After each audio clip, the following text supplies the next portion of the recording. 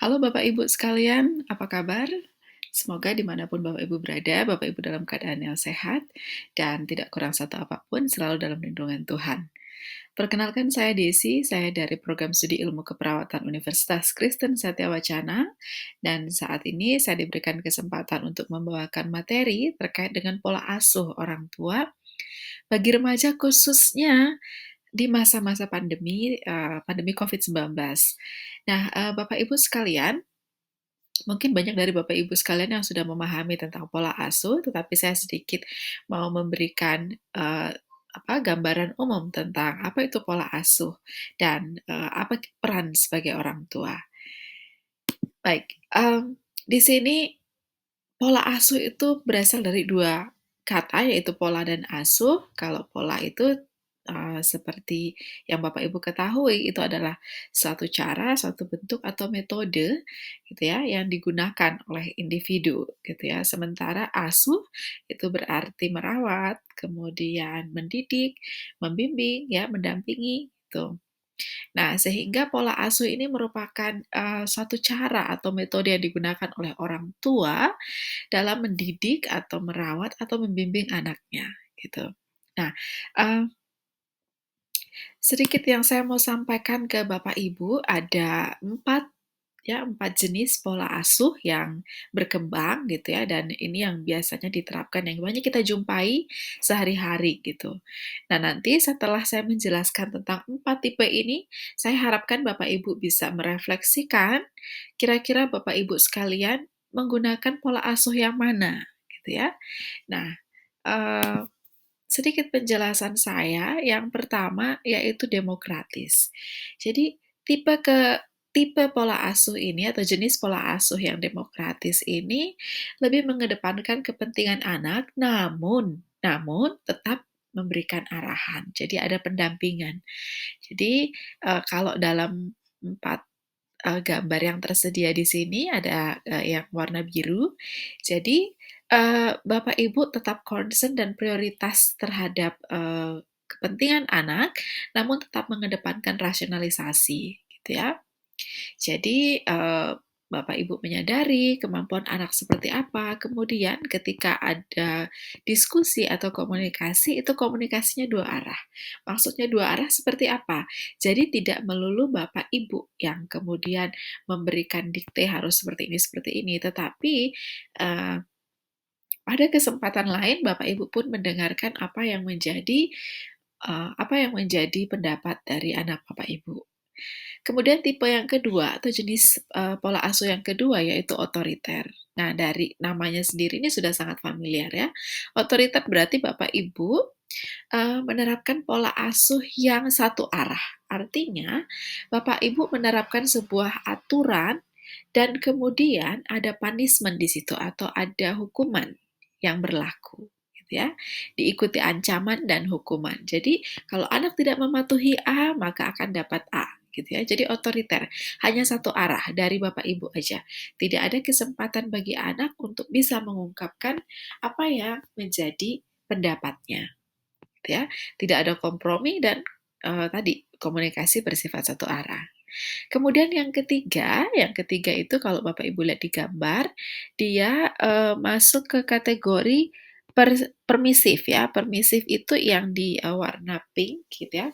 Maksud dari, tipe ini seperti apa? Jadi ini adalah pola asuh yang, eee, minim bimbingan ya, minim bimbingan dan pengawasan dari orang tua. Jadi anak itu punya kebebasan atau, kelonggaran untuk dia, melakukan apa yang dia mau, apa yang dia sukai, gitu ya. Meskipun demikian, pola asuh yang seperti ini banyak disukai oleh anak-anak karena dianggapnya orang tua itu sangat fleksibel gitu ya, sangat sangat, kalau dibilang itu kayak open minded gitu, misalnya sangat terbuka gitu terhadap perubahan, kemudian terhadap, lingkungan sosial. Jadi kalau anaknya, "Oh saya mau jalan-jalan ke kafe," gitu ya, "pulangnya sampai jam berapa?" "Pulangnya jam 12 malam." "Oh oke," kayak gitu. Jadi lebih free gitu, lebih ada kebebasan. Nah, beda lagi dengan yang, terakhir, ini ya, uninvolved atau neglectful atau pembiaran. Jadi, ini yang banyak terjadi di kaum milenial saat ini gitu ya. Bapaknya, ibunya melakukan, aktivitas apa, anaknya melakukan aktivitas apa. Jadi, kalau di tipe ini orang tua benar-benar tidak terlibat dalam aktivitas yang dilakukan oleh anak. Jadi anak dibiarkan begitu aja, terserah mau ngapain. Kalau yang bedanya sama yang permisif tadi, orang tua masih, eee, mendengarkan apa yang disampaikan anak, kemudian masih memberi apa ya, ada komunikasi gitu ya, ada komunikasi tetapi lebih bersifat, "Oke, terserah apa yang kamu pikirkan itu yang terbaik," gitu.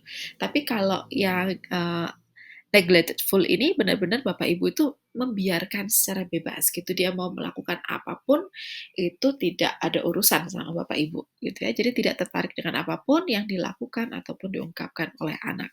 Selanjutnya kita lihat di sini ada, 4 arah ya tadi saya bilang gitu. Kalau kita buat arah atau seperti, perempatan gitu ya, kita lihat di sini kalau arah yang ke atas atau yang tinggi gitu, arah yang hijau, itu kalau Bapak Ibu menerapkan kalau ada yang di zona hijau, berarti Bapak Ibu sedang menerapkan, tipe pola asuh yang demokrasi atau autoritatif.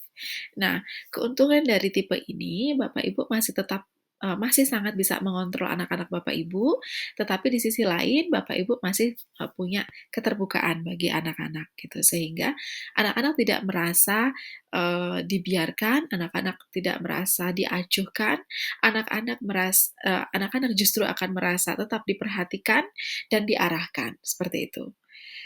Kalau yang permisif ya, arahnya, dia kontrolnya sangat rendah gitu ya. Di sini ada contoh di sini.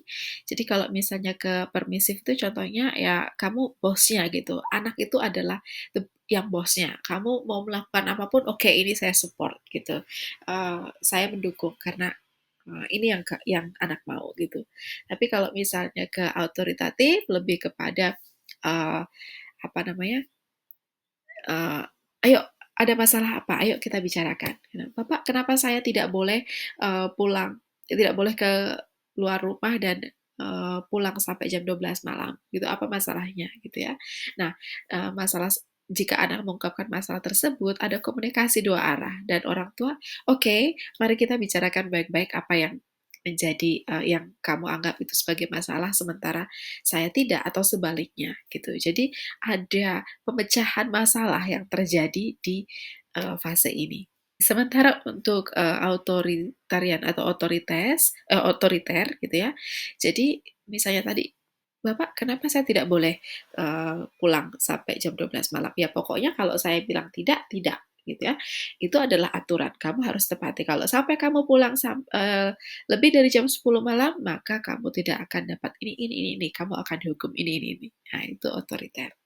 Gitu ya. Kalau uninvolved atau yang tadi neglectful gitu ya, oke terserah itu jalanmu gitu, saya nggak ada urusan, terserah gitu ya. Jadi orang tua lebih kepada membiarkan apapun yang dilakukan oleh anak. Nah, di sini saya minta Bapak Ibu untuk bisa melakukan evaluasi diri terhadap apa yang sudah Bapak Ibu lakukan kepada anak-anak, gitu ya.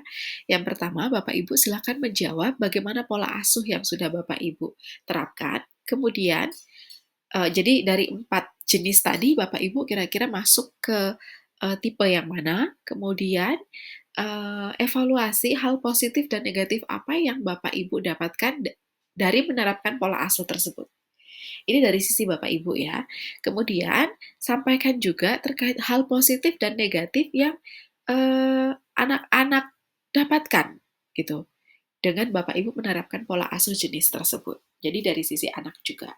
Ya, yang terakhir, coba kemudian evaluasi dan jawab sendiri apakah dari tadi analisa yang positif dan negatif dari pihak orang tua maupun positif dan negatif dari pihak anak, apakah kemudian pola asuh yang Bapak Ibu sudah terapkan itu, sudah baik atau perlu diperbaiki atau perlu berubah? gitu ya. Silakan Bapak Ibu evaluasi hal tersebut dan itu menjadi jawaban Bapak Ibu sendiri untuk bagaimana tindak lanjut dari Bapak Ibu sekalian. Selanjutnya kita beralih ke topik pola asuh bagi remaja. Video ini dikhususkan untuk Bapak Ibu yang punya anak remaja, gitu ya. Pada dasarnya pola asuh itu diterapkan oleh orang tua bahkan sejak kecil, tetapi tidak terlambat Bapak Ibu jika misalnya dari evaluasi Bapak Ibu tadi terkait pola asuh, Bapak Ibu mendapatkan sesuatu yang ganjal atau Bapak Ibu mendapati bahwa pola asuh yang Bapak Ibu terapkan itu kurang sesuai dengan model anak remaja masa sekarang. Belum terlambat untuk Bapak Ibu bisa merubah cara mengasuh Bapak Ibu gitu ya, khususnya di remaja. Nah, bagaimana dengan remaja? Remaja ini unik ya Bapak Ibu ya. Jadi saking uniknya banyak hal-hal yang perlu kita pahami pada aspek remaja gitu. Kenapa? Remaja itu ada pada usia kunci untuk seseorang memiliki karakter yang kuat gitu ya. Kalau dari tugas perkembangan, jadi gini, Bapak Ibu, setiap manusia harus menuntaskan yang namanya tugas perkembangan. Nah, tugas perkembangan yang saya maksudkan di sini berfokus pada psikis dan sosialnya. Nah, saya menggunakan teori Erik Erikson. Di sini dibagi, jadi tugas perkembangan itu dibagi ke dalam beberapa tahap, ada 8 tahap gitu. Nah, masing-masing kita harus mengenali kira-kira kalau usia segitu tugas perkembangannya itu apa aja gitu. Dari situ orang tua harus bisa menjadi fasilitator untuk bisa mendampingi anak-anak menyelesaikan tugasnya. Jadi contohnya yang di sini adalah pada kasus saat ini ialah remaja. Remaja itu masuk kategori di adolescent. Adolescent itu usianya 12 sampai 19 tahun kira-kira gitu ya. Sekali lagi pembagian umur ini berdasarkan teori ini. Beda lagi pembagian umur berdasarkan Kementerian Kesehatan itu beda. Tetapi berdasarkan teori psikis dan sosial ini, anak remaja masuk kategori adolescence yang tugas perkembangannya itu mencari identitasnya, gitu ya, mencari identitas nilai-nilai dalam diri yang akan dia kembangkan. Kenapa ini menjadi penting? Karena kalau sampai dia tidak dapat menemukan identitas dirinya di masa remaja, maka dia akan mengalami kebingungan peran. Oke, apa itu kebingungan peran? Kebingungan peran adalah nanti anak-anak Bapak Ibu ini menjadi orang yang pelin-pelan, yang tidak percaya diri, yang tidak punya pendirian, gitu ya. Kalau ada yang bilang A, dia akan ikut A, mudah terpengaruh, gitu ya. Karena dia bingung, dia sebenarnya orang yang seperti apa, karakternya seperti apa. Tetapi kalau dia berhasil mendapatkan atau menemukan identitas dirinya pada masa remaja, maka dia akan menjadi orang yang penuh percaya diri, orang yang punya tujuan hidup nantinya, orang yang tidak ragu-ragu gitu ya, menjadi orang yang tidak ragu-ragu. Nah, bagaimana cara kita mendampinginya, Bapak Ibu? Yaitu menjadi orang tua yang terbuka gitu ya. Jadi pencarian identitas itu sangat lekat dengan bagaimana hubungan dia dengan orang lain. Pada fase remaja dia sudah memulai ketertarikan dengan lawan jenis ya. Tidak perlu Bapak Ibu kemudian naik pitam dan kemudian marah-marah mengurung anak tidak boleh bertemu dengan ini, tidak boleh bertemu dengan itu gitu ya. Bapak Ibu justru harus melakukan hal yang sebaliknya, mendukung seberapa banyak teman yang dia bisa miliki gitu ya. Dengan begitu dia akan belajar menjadi orang yang care, yang peduli dan mencintai sesama. Kemudian Bapak Ibu, yang perlu Bapak Ibu juga tekankan dalam pola asuh terhadap remaja pada umumnya, berusaha untuk menjadi sahabat dari remaja dan tidak berusaha untuk memburui, tetapi menjadi sahabat dan sedia untuk mendengarkan. Oke, jadi komunikasinya lebih aktif lagi bersama keluarga. Jangan ragu, jangan sungkan untuk mengajak remaja untuk bercerita atau berdiskusi seputar topik-topik yang sedang hangat. Nah, dengan interaksi yang seperti itu, remaja akan merasa dilibatkan dan dihargai sebagai orang yang bisa memberikan pendapat dan mengemukakan pendapatnya juga di keluarga. Bagaimana pola asuh bagi remaja di tengah masa pandemi COVID?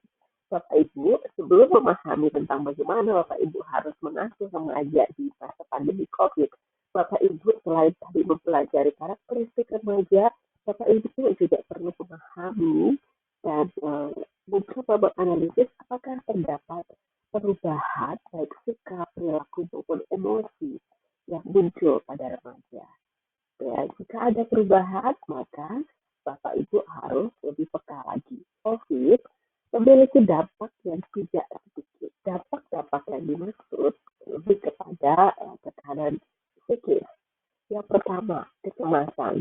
Kecemasan karena situasi dan kondisi. Mungkin cemas juga dengan kondisi COVID, kemudian stres. Stres karena terlampau banyak tugas, semua di online kan, sehingga guru pun sepertinya susah untuk memberikan atau memberikan menyampaikan pelajaran dengan metode yang lebih baik kecuali memberikan tugas. Nah, Bapak itu juga harus memahami dari sisi siswa. Kemudian ketidakmampuan untuk menganalisis situasi atau merasa tidak pasti dengan situasi saat ini. Ya. Jadi itu adalah tekanan-tekanan secara psikologis yang didapatkan. Belum lagi kegiatan akademik yang begitu apa namanya padat gitu ya. Satu pelajaran memberikan tugas, belum selesai satu lagi dan seterusnya. Kemudian apalagi yang dirasakan oleh anak-anak kita? Yang selanjutnya ialah perasaan sedih, ya.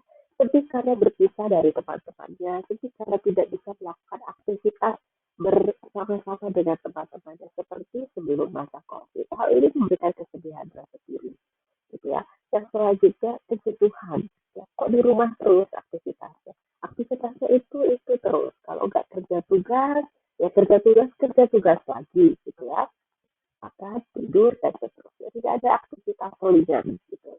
Nah, hal ini yang bisa memacu psikis dan emosi remaja menjadi tidak stabil. Untuk itu, Bapak Ibu, kita perlu memberikan perhatian dan dukungan yang lebih ekstra dari sebelumnya.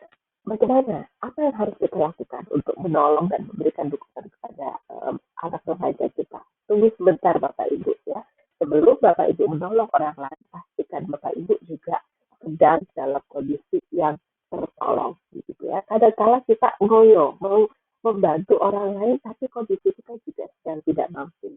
Sama artinya dengan mengasuh anak-anak Bapak Ibu. Ya.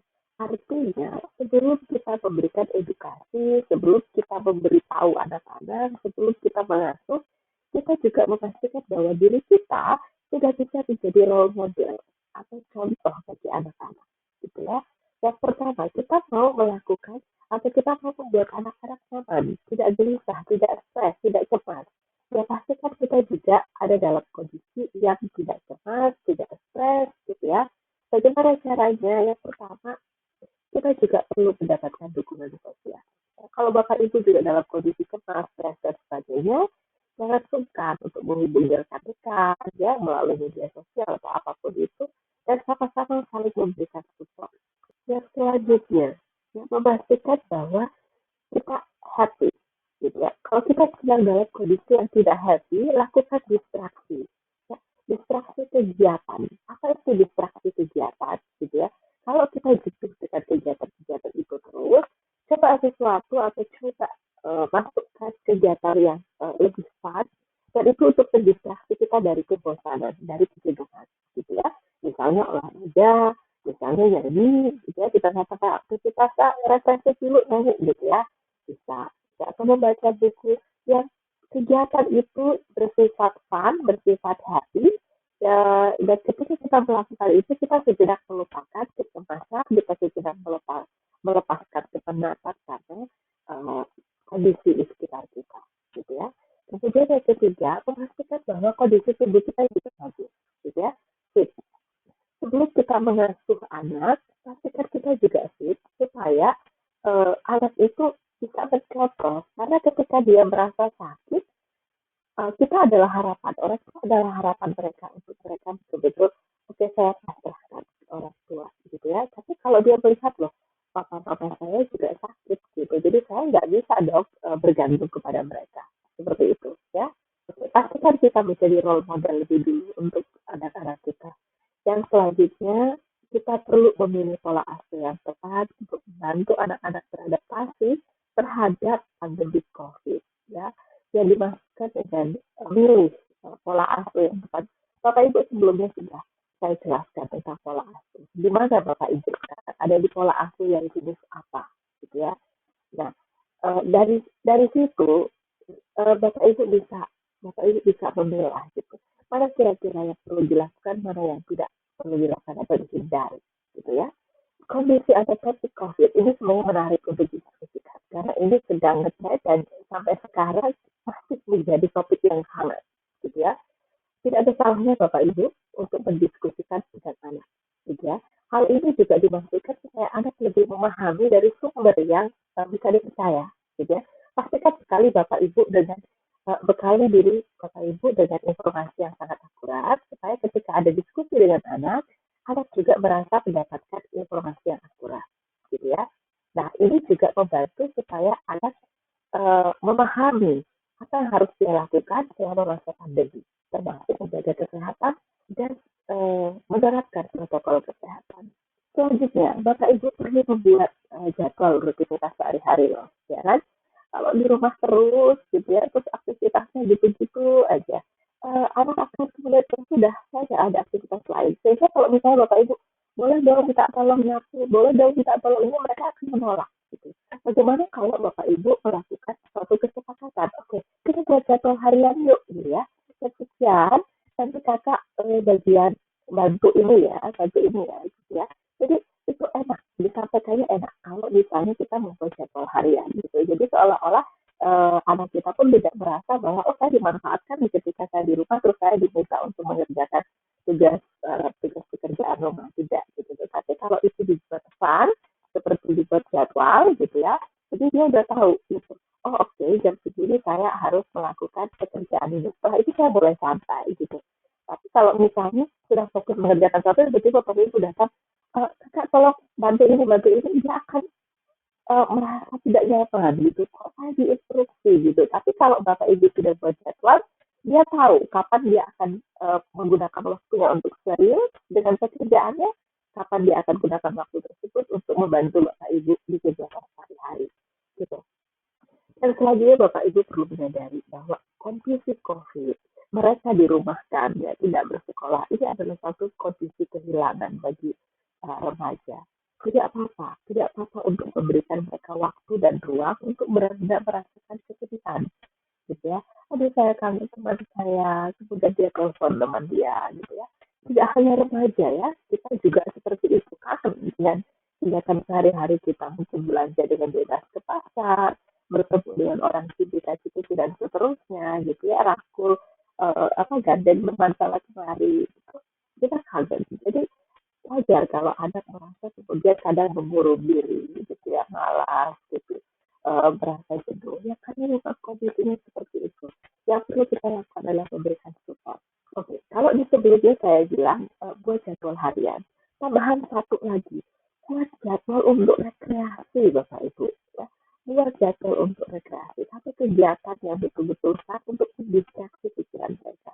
Oke, kita pokoknya kalau makan makan malam bareng-bareng ya, atau misalnya seminggu sekali terus kita kumpul gitu ya satu keluarga terus kita ngapain gitu ya cepat gitu ya mengalihkan perhatian kita dari kepenatan gitu ya. Jadi jangan ragu untuk membuat eh, apa jadwal tambahan-tambahan yang bikin surprise gitu ya. Kemudian jadilah role model tentunya ya. Jadi Bapak Ibu kalau mau mengajarkan atau mau mengasuh mereka, pastikan Bapak Ibu juga sudah menerapkan apa yang mau dicontohkan ke anak-anak.